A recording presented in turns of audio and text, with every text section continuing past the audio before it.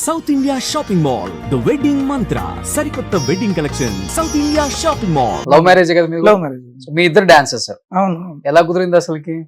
ఏ master దగ్గర dancers మీ ఇద్దరు? నేను అప్పుడు రఘు మాస్టర్ దగ్గర ఉన్నా. ఆ. తను బిజీ డాన్సర్ అప్పుడు. ఓ తను సుందర మాస్టర్ దగ్గర, రఘు మాస్టర్ దగ్గర, తారా మాస్టర్ దగ్గర, అందరి మాస్టర్ దగ్గర చేశాను. నేను రఘు మాస్టర్ దగ్గర ఫస్ట్ జాయిన్ అయ్యి ఆయన దగ్గర మాత్రమే చేస్తా ఉన్నా. మరి ఎట్లా కుదిరింది అసలు మీ ఇద్దరికి? అక్కడ రఘు మాస్టర్ దగ్గర వచ్చినప్పుడు తనకు యాక్చువల్లీ మేము మాట్లాడుతున్నప్పుడు నాకు ఇండస్ట్రీ ఇష్టం లేదు అని చెప్తే నాకు దాంట్లో ఒక సాఫ్ట్ కార్నర్ వచ్చింది. అది ఇలా పోయింది. ఓకే, ఓన్లీ ఇండస్ట్రీ వద్దన్నది సాఫ్ట్ కార్నర్ అయిపోయింది. ఓకే, సో ఇమీడియట్ మీరే ప్రపోజ్ చేశారా? తనే చెప్పింది.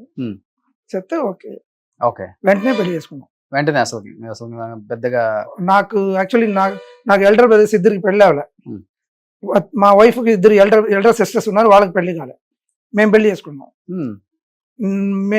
నేను యాక్చువల్లీ ఇంట్లో చెప్పేసి వాళ్ళ షూటింగ్ వెళ్తానని బాక్స్ తీసుకుని వచ్చేసా. వస్తే కమల్ హాసన్ గారు పెళ్లి చేసి పెట్టారు. కమల్ హాసన్ గారు? ఓకే, సెట్లోనా? లేదు, సెట్లో కాదు, తిరువాన్మీర్ అనే ప్లేస్ ఉంది ఇక్కడ, టెంపుల్లో ఆయన ఉయర్ంద ఉళ్ళమ్మ ఒక సినిమా చేస్తున్నారు. అప్పుడు ఆయనే అరేంజ్ చేశారు, అన్ని అరేంజ్ చేసి అక్కడ పెద్ద ఆ టైంలో పెద్ద డైరెక్టర్స్ ఎస్పి ముత్తరామన్ అని ఆయన, రజనీకాంత్, కమల్ హాసన్ గారు అందరితో చేశారు ఆయన. అలా పెద్ద డైరెక్టర్స్, డాన్స్ మాస్టర్స్, పులి సరోజా మాస్టర్, రఘు మాస్టర్ అందరూ వచ్చారు అక్కడ. దొంగ పెళ్లి అందరూ వచ్చి అక్కడ పెళ్లి అవగానే సెట్కి రమ్మన్నారు. ఏవిఎంలో వస్తే అక్కడ ఒక సాంగ్ జరుగుతా ఉంది. అప్పుడు ఆయన మా ఇద్దరికి వాచ్ ఇచ్చి 1 2 3 4 చెప్పి మార్చుకోమన్నారు. వాచ్ మార్చుకోమని ఇంకా 9 months లో నాకు ఒక మహాలక్ష్మి తెచ్చి చూపించాలి అన్నారు. ఆయన పెట్టిన పేరే నాకు మహాలక్ష్మి పెట్టి. కమల్ హాసన్ గారు పెట్టిన పేరే మహాలక్ష్మి. యాక్చువల్ గా చెప్పాలంటే అది ఆయన చెప్పారు, నేను పెట్టేశాను. ఓకే, ఏంటి మీ ఇద్దరికి అంత బాండింగ్, మీకు పెళ్లి చేసే అంత? నేను ఆయనతో ఒక 25-30 ఫిల్మ్స్ చేశాను. ఓకే, ఎక్కువ చేశాను. దాంతో బాగా అండర్స్టాండ్. ఓకే, సుందర మాస్టర్ గారు కమల్ హాసన్ గారు సాంగ్ అంటే నన్ను కంపల్సరీ నన్ను రమ్మంటారు, తీసుకెళ్తారు. తమిళ్లో పున్నగై మన్నన్ వచ్చింది, తెలుగులో వచ్చి డాన్స్ మాస్టర్ అనుకుంటా, కే బాలచంద్ర గారు. దాంట్లో ఒక చార్లీ చాప్లిన్ సాంగ్ ఉంటుంది, 2 కమల్ హాసన్ గారు ఉంటారు, రేవతి. అవును, ఆ సాంగ్ యాక్చువల్ నాకు అప్పుడు ఏం తెలియదు. నేను అప్పుడే 83, 85, అది 2-3 years అయింది. నన్ను వదిలేసి వెళ్ళిపోయారు సుందర మాస్టర్ గారు. ఫుల్ సాంగ్ నాకు అప్పుడు తీయడంతో రాదు నాకు. నేను డాన్స్ చేసి చూపిస్తే కమల్ హాసన్ గారు తీస్తా ఉన్నారు ఆ సాంగ్. అలా జరిగింది ఆ సాంగ్. సో తర్వాత మాస్టర్ కూడా చేశారు ఆయనతో? లేదు, ఆయన పెళ్లి చేసి పాపని తీసుకురావాలన్నారు కదా, నాకు అది ఇష్టం లేదు. నేను పాపని తీసుకెళ్ళి ఇస్తే ఆయన ఏదో చైనో ఏదో గిఫ్ట్ ఇస్తారు, దానికోసం వెళ్ళినట్టు ఉంటుంది, వెళ్ళలేదు. ఆ తర్వాత అసిస్టెంట్ గా చేసాం, వర్క్ చేసాం, బట్ మాస్టర్ గా చేయలే. ఓకే, తమిళ్లో ఆల్మోస్ట్ అందరూ హీరోస్ తో చేశారు కదా? అసిస్టెంట్ గా ఉన్నప్పుడు చేసా. మాస్టర్ గా ఇక్కడ తమిళ్లో నేను ఎక్కువ సినిమాలు చేయలే. జయం తమిళ్ చేసా, ఆ తర్వాత ఉల్లాసం చేసా, విక్రమ్ అండ్ మహేశ్వరి సాంగ్, ఆ తర్వాత నేనే దేవుడిని బాలా గారిది, ఓకే, అది చేసా. అంతే, తమిళ్లో ఎక్కువ చేయలేదు. సో తమిళ్ మాస్టర్ అయ్యిండు, తమిళ్లో అసలు చేయలే, తెలుగు ఎక్కువ మిమ్మల్ని ఎంకరేజ్ చేసింది. అవును, అందుకనే తమిళనాడు కన్నా తెలంగాణ, ఆంధ్ర అంటేనే ప్రేమ ఎక్కువ. సో ఇప్పుడు ఎక్కువ అక్కడే ఉంటారు మాస్టర్ వచ్చినప్పుడు? అవును, అక్కడే ఇల్లు. అక్కడే. సూపర్. అంటే మిమ్మల్ని తమిళ మాస్టర్ అని చెప్పకూడదు, తెలుగు మాస్టర్. యాక్చువల్లీ మొదట తెలుగు. అమ్మ వాళ్ళ?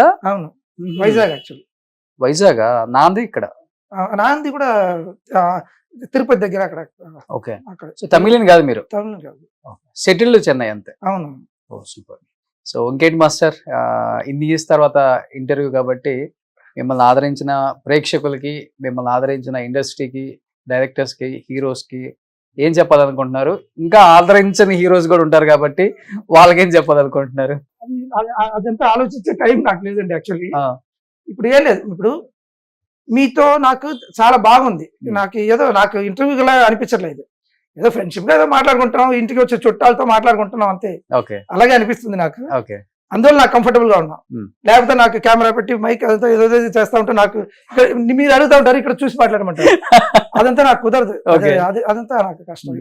జయం తమిళ్ చేసినప్పుడే జయం, రవి, రాజా వాళ్ళు మైక్ పెట్టి చేస్తా ఉంటే ఆ ఇంటర్వ్యూ చేసి ఆయన ఇక్కడ కూర్చున్నాడు, నన్ను అక్కడ చూసి మాట్లాడమంటున్నాను. అది నాకు కుదరలేదు, తీసి ఇచ్చేసారు.